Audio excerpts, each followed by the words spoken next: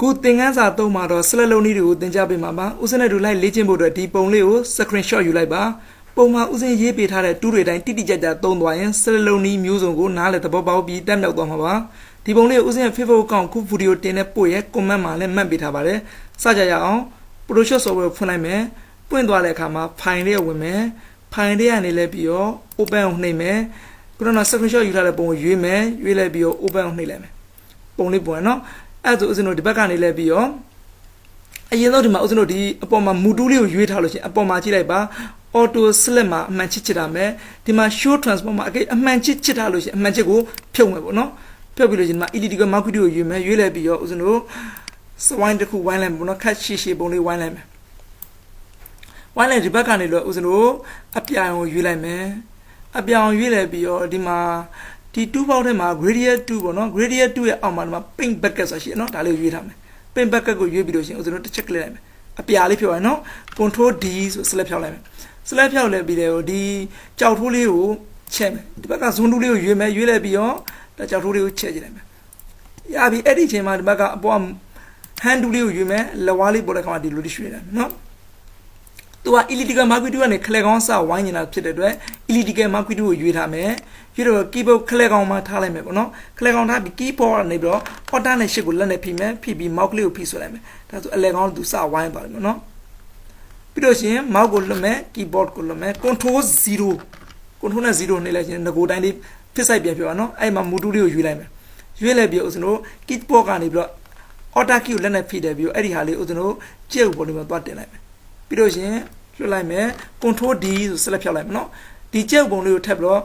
ချက်မှာပြီးတော့ zone 2ရွေးမှာနော်ဒီကနေပဲသွားပြီးတော့ zone 2လေးယူလိုက်မယ်ရွေးလိုက်ပြီးတော့ zone 2မှာချက်လိုက်မယ်ပြီးတော့ရှင် space bar ကိုလက်နဲ့ဖိထားမယ်အခုလက်ကလေးပေါ်လာလ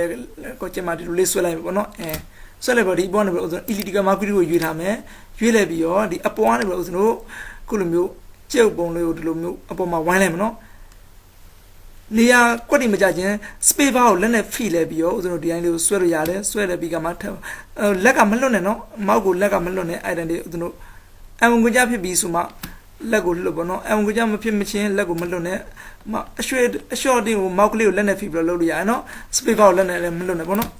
်ဒီမှာဒါဆိုရင်ဒီပုံလေးဖြစ်သွားပြီ control 0ဖြစ်ဆိုင်ဖြစ်သွားပြီဖြစ်ဆိုင်ဖြစ်သွားတဲ့မှာဒီအပေါ်ကမူတူးလေးကိုရွေးမယ်မူတူးလေးကိုရွေးလဲပြီးတော့ order ကိုနှိပ်မယ် order နှိပ်ပြီးတော့ copy ကူးမယ်နော်ဒါကိုကြီးနေတဲ့အတွက် edit ထဲဝင်မယ် edit ထဲမှာ transform ဝင်မယ် transform အနေနဲ့ပြီးရောဥစဉ်တို့ဒီမှာအပေါ်မှာ scale ဆိုတာတစ်ချက်နေမယ်နော်ဒီလိုမျိုးပုံပေါ်အဲ့ဒီမှာဥစဉ်တို့သေးလိုက်မယ်မျက်လုံးလေးကိုဒါလေးကိုလိုချင်တဲ့အချိန်မှာဒီအဲ့ဒီအချိန်မှာ enter ခေါက်မယ် enter ခေါက်လို့ခုလိုနော်ဒါပေါ့နော်select ဖြစ်နေတဲ့အချိန်မှာကိုယ့်ဘက်ကိုလိုတလိုလေးဆွဲမယ်ဒီမျက်လုံးလေးကိုဘယ်နေရာထားမလဲကိုထားချင်နေရာလေးမှာထားမှာပေါ့နော်ထားလိုက်ပြီးရောcopy ကူးဖို့တော့ order ရဲ့ shift ကိုနှိပ်မယ်နှိပ်လိုက်လက်ကလေးနဲ့ဖိပြီးတော့ဆွဲလိုက်မယ် shift ကိုနှိပ်ရတာတန်းတန်းလေးသွားချင်လို့နှိပ်တာနော် order လို့ copy ကိုလိုချင်နေထားလို့ရှင်လွှတ်လိုက် mouse ကိုလွှတ်ပြီးမှလက်ကိုလွှတ်မယ်နော်ပြီးတော့ရှင် control D select ဖြစ်မယ်ခုတခါဒီပစုံစိတ်ကလေးကို select ပြီးမယ်ပေါ့နော်ဒီမှာဥစဉ်တို့ zone 2ကို keyboard ကနေပြီးတော့ shortcut သုံးမှာဆို Z ကိုနှိပ်လိုက်မယ် zone 2ပြောင်းသွားမယ်ကျဲပေါ့အဲ့ဒီမှာဥစဉ်တို့ space bar ကိုလက်နဲ့ဖိမယ် hand tool လေးပေါ်တဲ့ကောင်ဒီလိုဆွဲလိုက်မယ်နော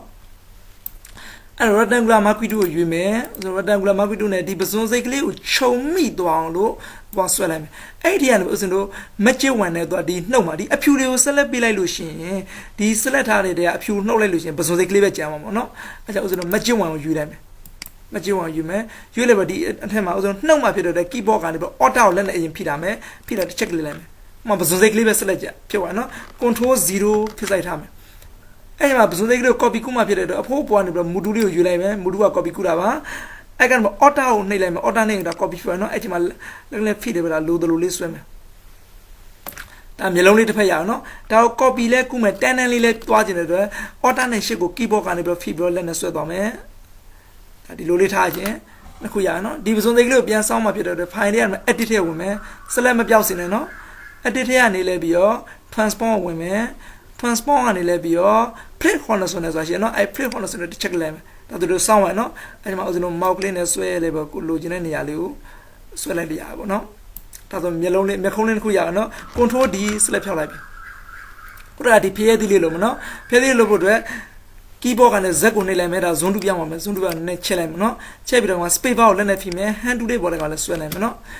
ဦးဇင်းတို့ဒါ lanso 2ကိုသုံးပါဖြစ်တဲ့အတွက် lanso 2ကိုယူလိုက်မယ်ယူတဲ့ပုံဦးဇင်းတို့ lanso 2နဲ့ဒီအားလေးကိုဦးဇင်းတို့ mouse ကလေးနဲ့ဖိလိုက်ပြီးလိုတယ်လို့လေးဆွဲပါလို့ရတယ်ပေါ့နော်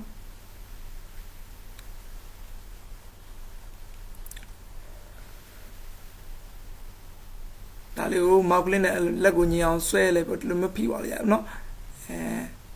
လွတ်လိုက်မယ်ဒါဆို select ဖြစ်သွားပြီပေါ့နော် control 0 select ဖြစ်သွားကြပါအဲကြောင့်ဦးဇင်းတို့ဒီမှာ mood လေးကိုယူမယ် copy ခုမှဖြစ်တဲ့အတွက် keyboard ကနေလဲပြီးတော့ alt ကိုနှိပ်မယ်ဒီလိုအားလေးကိုဖိပြီးတော့ဒီလိုမျိုးဆွဲပါမယ်နော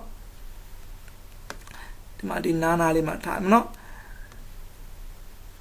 ်ဒီထက်ဦးဇင်းကညီညာလေးဖြစ်အောင်ဒီထက်နည်းနည်းလေးနှုတ်လိုက်မယ်နော်ဒါလေးဦးဇင်းတို့ zone 2လေးနဲ့ချက်မယ် z ကိုနှိပ်လိုက်မယ် z ကိုနှိပ်ပြီးတော့ zone 2လေးဖြစ်သွားတယ်နည်းနည်းချက်လိုက်မယ်နော်ဒီနေရာတီလေးဖြတ်ချင်တာပေါ့နော်ဒီဘဲပုံလေးနဲ့ညီအောင်ဆိုတော့ဦးဇင်းဒီကနေ elliptical mark 2ကိုယူမယ်ရွေးလိုက်ပြီးတော့နှုတ်မှဖြစ်တဲ့တော့ alt ကိုနှိပ်မယ်နော် alt ကိုနှိပ်လိုက်ပြီးတော့ဒီဟာလေးကိုဒီလိုလေးဆွဲလိုက်ပေါ့ဒါလေးနဲ့အစင်ပြေလောက်တဲ့နေရာလေးကိုကိုက်လိုက်ဒီမှာနည်းနည်းလေးထပ်ဆွဲပြီးတော့လောက်လိုက်မယ်နော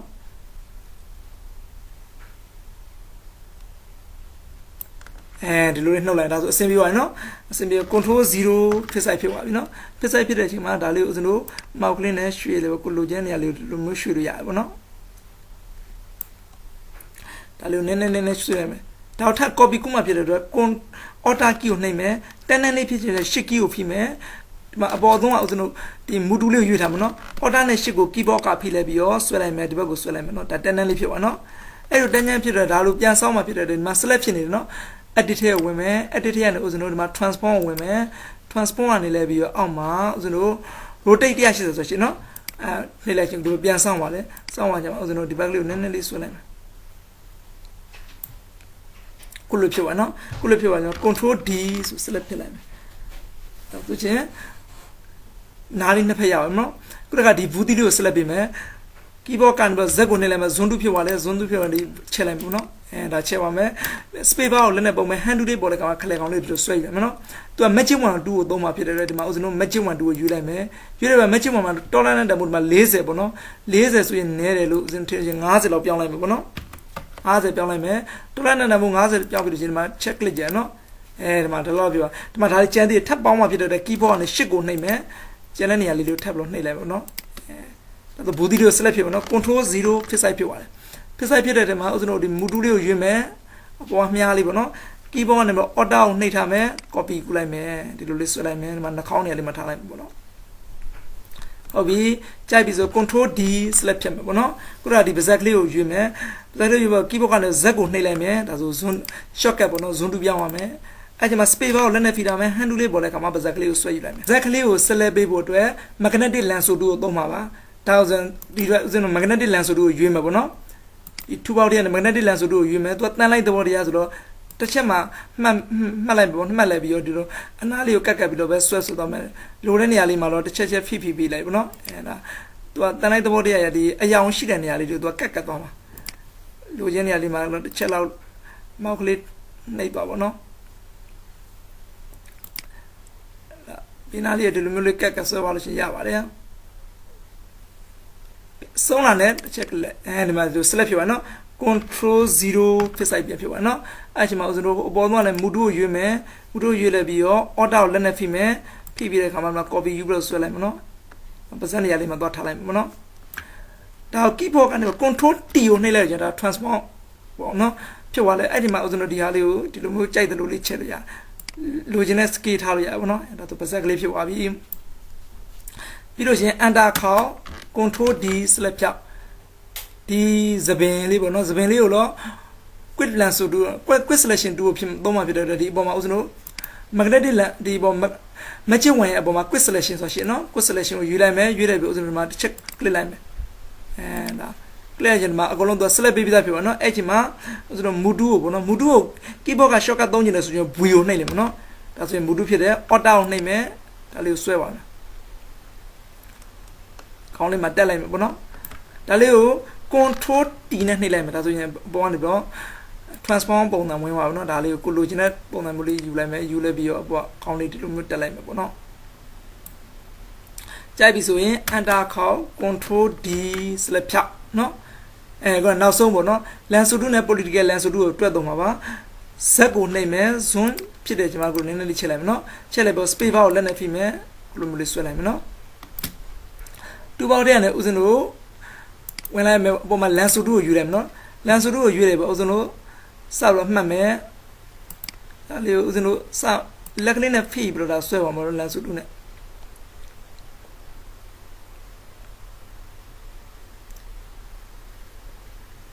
ခုတော့အချွန်လေးတွေကိုသုံးမှာဖြစ်တဲ့အတွက်အော်တာကိုလက်ကဖိမယ်နော်အော်တာကိုကီးဘုတ်ကဖိပြီးတော့ရှင်မှာမောက်ကိုလွှတ်လိုက်မယ်နော်မောက်ကိုခုလိုအချွန်လေးပြလက်ကအော်တာကိုမလွတ်နဲ့နော်အဲ့မှာခုလိုမျိုးဒေါင်လေးတွေမှာလိုက်ပြီးတော့အမှန်ချစ်ကလေးလိုက်လို့ချက်ပါမယ်သူကဒေါင်လေးလေးဆိုရင်ခုလိုမျိုး political lens ဆိုတူကပို့လို့အဆင်ပြေတယ်ဝင်မယ်နော်ဦးစင်းကတော့ဒီတင်တန်းပြဆရာဖြစ်တဲ့အတွက်နီးဆောင်အောင်သုံးပြသွားလာပါကိုယ့်ဘန်ကိုတကယ်သုံးတဲ့အခါကျကျွန်တော်လွယ်လာနဲ့သုံးပါနော်ကိုလို့ဆိုတော့တူးတွေအကုန်သုံးတတ်ဖို့အတွက်ခက်ခဲရင်းလိုက်သုံးကြရအောင်နော်ဒီအဝိုင်းနေရာကိုပြန်သုံးမှဖြစ်တဲ့အတွက်မောက်ကိုအရင်လက်ညှိုးနဲ့ဖိမယ်ဖိပြီးတဲ့အခါမှာဦးစင်းတို့ keyboard ကန်ကိုလက်ကိုလွှတ်လိုက်မယ်နော်အခုဒီမှာဦးစင်းတို့လန်ဆိုတူပြန်ပြောင်းအောင်နော်မှာလန်ဆိုတူလေးနဲ့ဦးစင်းတို့ဒီမှာပြန်ပြီးဆက်ဆွဲမယ်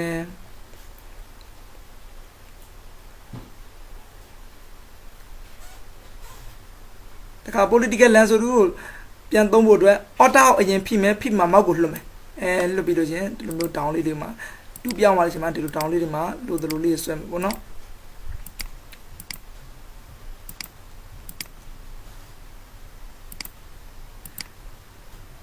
ဒါလေးကိုလိုက်ဒါလေးကိုသုံးထပ်ဒီတူးနှမျိုးကိုသုံးထပ်သွားလို့ချင်းဒါတော်တော်ဟုတ်ပါပါတယ်ပြီးလို့ရှင်မောက်ကိုလက်ကိုလွှတ်လိုက်ချင်းခုလိုမျိုးဖြစ်ပါမနော်ဒါမှကိုထပ်ပေါင်းကျင်လားရှော့ကျင်လားဆိုလုပ်လို့ရတယ်နော်အဲ့ဒီမှာထပ်ပေါင်းကျင်တယ်ဒီမှာဒီညာလေးကိုနည်းနည်းလေးထပ်ပေါင်းကျင်ဆိုချင်း keyboard ကနေ8ကိုနှိပ်တာမနော်8ကိုနှိပ်လိုက်ပြီးတော့ခုလိုမျိုးလေးကိုလိုချင်တဲ့သားလေးကိုဒီလိုမျိုးဆွဲပြီးတော့ဒီလိုပေါင်းလိုက်လို့ရတယ်နော်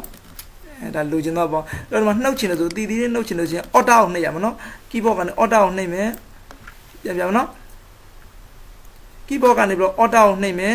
order ကိုနှိပ်လိုက်ပြီးတော့ဒီလိုမျိုးလေးလိုချင်တဲ့အတိုင်းဒါလေးနည်းနည်းလေးတီးဖြတ်ပါမနော်ဒါလိုတော့ကလေးကိုဒါနှုတ်တာပေါ့နော်အော်ဒါနှုတ်တာရှစ်ကပေါင်းလာဒါဆိုရပြီဒီညာလေးကိုနည်းနည်းလေးထပ်ပေါင်းနေတယ်ရှစ်ကိုနှိပ်မယ်ရှစ်ကိုနှိပ်လဲပြီးတော့ဒါပေါင်းလာပေါ့နော်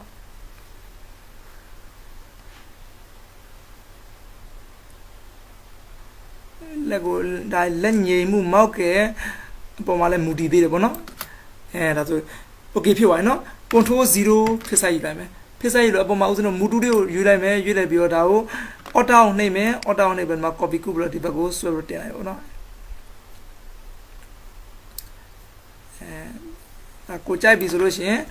keyboard ကနေပြီးတော့ arrow key တွေနဲ့လည်းဟိုရွှေ့ဒီရွှေ့ရအောင်နော်ကိုကြိုက်ဆို control D ဆိုလို့ select ဖြတ်လိုက်ပါတော့ဒါဆိုလူပုံလေးရောက်သွားဒါလေးဦးစင်းတိတိကျဖြတ်ချင်တဲ့အတွက်ဒီမှာ crop 2ကိုဦးစင်းတို့ရွေးလိုက်မယ်ပေါ့နော်ရွေးလိုက်ပြီးတော့ဒီပုံလေးကိုတိတိကျဖြတ်ဖို့တော့ခုလိုမျိုးလေးရွေးလိုက်မှာနော်ရွေးပြီးတော့အခါမှာဒီ correct 2လေးနဲ့ဦးဇင်းတို့ဒါလေးကိုရွှေ့လို့လည်းရသေးတယ်ကိုလိုချင်တဲ့နေတာကြိုက်ပြီဆိုရင် keyboard ကနေ enter ခလိုက်ပေါ့နော်ဒါဆိုရင်ကိုလိုချင်တဲ့ပုံလေးရသွားပြီပေါ့နော်ဒီနောက်ကအဖြူသားကိုဖြတ်ချင်တယ်ပေါ့နော် transparent လေးအပေါက်ပုံဖြစ်ချင်လို့ရှိရင်တော့ဦးဇင်းတို့ magnetic ရဲ့ဒီပေါ် matching 1 2ကို check click ပဲဒီအလွတ်မှာလောချင်တာအဖြူသားတွေယူလိုက်မယ်ပေါ့နော်အဲ့ချိန်မှာ keyboard ကနေပြီးတော့ delete key နဲ့လိုက်မယ်ဒါဆိုနောက်ခါလေးအကုန်ပြောက်သွားပြီပေါ့နော် control D ဆက်လက်ပြောဒါဆိုနောက်ကစကားပေါက်ပုံမှာပြောအဲ့နော်ဒါကိုသိမ့်မယ် file လေးဝင်မယ် file လေးကနေဦးဇင်းတို့ save as ပေါ့နော် save ထဲကနေပြီးဦးဇင်းတို့ဒါကိုဒီတိုင်းပဲထားအပေါ်နာမည်ပေးချင်လိုက်ပေးရတယ်တကယ်လို့အပေါက်ပုံထားမယ်ဆိုရင်ဦးဇင်းတို့ PNG file ရွေးထားမှာနော်ဒါ PNG file ရွေးထားမယ် file type ကအပေါ်လည်းကိုမကိုရေးချင်တာရေးပေါ့နော်lansan 3ဒီမှာ copy တဲ့ဒီမှာအထားဦးဇင်းတို့0001လို့ရေးတယ်မနော် save လုပ်လိုက်မယ် okay နေလိုက်မယ်နော်ဒါဆိုဦးဇင်းတို့စကားပေါက်ပုံရပါတယ်ပေါ့စကားပေါက်မှာဘာထုလဲဆိုရင်ဦးဇင်းတို့မှာနယူယူပါမယ်နော်နယူပြီးတော့ဒီမှာအောက်ကဟာဦးဇင်းတို့ဖြူပေါ့နော်အဖြူထဲမှာဒီမှာ okay နေလိုက်မယ်ပေါ့နော်ဒါဆိုဒီမှာအတစ်တစ်ခုရတယ်ပေါ့နော်အတစ်တစ်ခုရတာဦးဇင်းတို့ဒီထဲမှာခုနပုံလေးကိုထည့်မယ်ဒီအောင်အယောင်ထည့်လိုက်အောင်မယ်အယောင်ထည့်ဖို့လည်းဦးဇင်းတို့အယောင်ထည့်ဖို့လည်းဒီမှာ backend ကလည်းဦးဇင်းတို့အယောင်တစ်ခုယူလိုက်ပါတော့ပြီးတော့ဦးဇင်းတို့ဒီမှာအယောင်ထည့်လိုက်မယ် file ထဲဝင်မယ် file paste ကိုဝင်မယ်နော် paste ခုနကပုံလေးဦးဇင်းတို့ယူပြီးတော့ paste လုပ်လိုက်မယ်နော်ဒါဆိုနောက်ကစကားပေါက်ကလေးပေါ့နော်နောက်ကိုလိုကြိုက်တဲ့အပေါ်မှာဒီလိုမျိုးရွှေ့လို့ရတာပေါ့နောက်မှာစကားပေါက်ပုံစံနဲ့နော်ကိုကြိုက်ပြီဆိုရင် enter ခေါက်လိုက်ပေါ့ဒီလိုမျိုးဖြစ်သွားတယ်နော် ဒါဆိုလို့ရှိရင် select 2တွေကိုသုံးထပ်သွားပြီလို့ထင်ပါတယ်ဒီနေ့သင်ခန်းစာသုံးကိုတော့ဒီမှာပဲရက်ကြရအောင်နောက်နေ့သင်ခန်းစာလေးကြာမှာပဲဆက်လက်ပြီးသင်ကြားပေးပါမယ်